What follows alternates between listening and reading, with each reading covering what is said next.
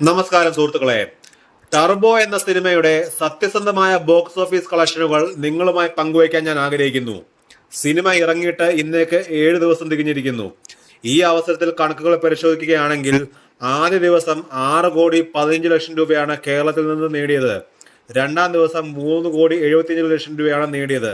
മൂന്നാം ദിവസം 3,84,00,000 രൂപയെ കളക്ഷൻ ചെറിയ രീതിയിൽ കൂടുന്നുണ്ട്. നാലാം ദിവസം ഞായറാഴ്ച 4,26,00,000 രൂപ നേടാൻ സിനിമയ്ക്ക് സാധിച്ചു.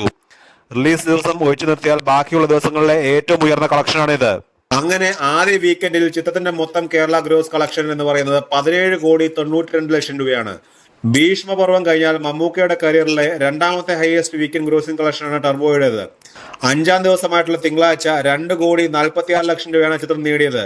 വർക്കിംഗ് ഡേ ആയിട്ട് പോലും ഈ ഒരു കളക്ഷൻ കിട്ടിയത് നല്ല കാര്യമാണ്. ഇനി വേൾഡ് വൈഡ് കളക്ഷൻ നോക്കുന്ന സമയത്ത് ആദ്യ 4 ദിവസം കേരളത്തിൽ നിന്ന് മാത്രം 17,95,00,000 രൂപ നേടിയ സിനിമയ്ക്ക് റെസ്റ്റ് ഓഫ് ഇന്ത്യയിൽ നിന്ന് ലഭിച്ചത് 3 കോടി രൂപയാണ്. പിന്നീട് UAE, rest of GCC, UK, Ireland, north America, Australia, New Zealand, rest of Europe, rest of വേൾഡിൽ നിന്നായി 23,63,00,000 രൂപയാണ് നേടിയത്.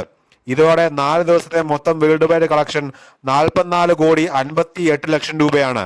അഞ്ചാം ദിവസത്തെ കണക്കുകൾ ചേരുമ്പോൾ ഇത് 48,50,00,000 രൂപയിലേക്ക് എത്തും.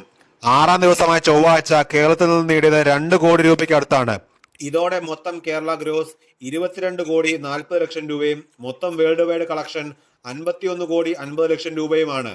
ഇനി ഏറ്റവും വേഗത്തിൽ 50 കോടി രൂപ നേടിയ സിനിമയുടെ ലിസ്റ്റ് പരിശോധിക്കുകയാണെങ്കിൽ അതിൽ ഒന്നാമത് ആടുജീവിതമാണ് 4 ദിവസം, രണ്ടാമത് ലൂസിഫർ, പിന്നീട് ഭീഷ്മപർവം, നാലാമത് കുറുപ്പ്, അഞ്ചാമതാണ് ടർബോ 6 ദിവസം കൊണ്ട്, ആറാമത് ആവേശം, ഏഴാമത് ഗുരുവായൂർ അമ്പലനടയിൽ. ഇങ്ങനെ പോകുന്നു ആ ലിസ്റ്റുകൾ.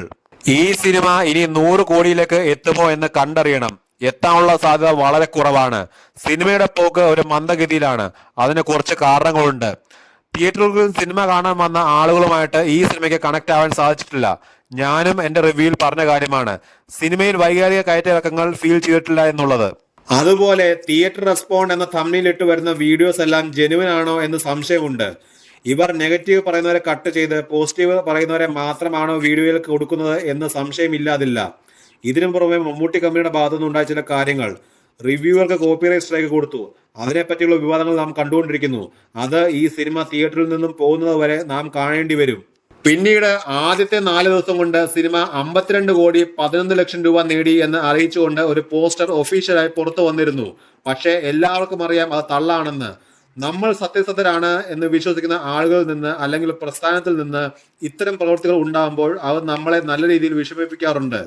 പിന്നീട് ചില ആളുകൾക്ക് വേണമെങ്കിൽ വാദിക്കാം, പ്രൊഡ്യൂസറുടെ ബാങ്ക് അക്കൗണ്ടിൽ വരുന്ന കണക്കുകളേക്കാൾ ആക്യുറേറ്റ് ആയിരിക്കില്ലല്ലോ ട്രാക്കർമാർ ട്രാക്ക് ചെയ്യുന്ന കണക്കുകളെന്ന്.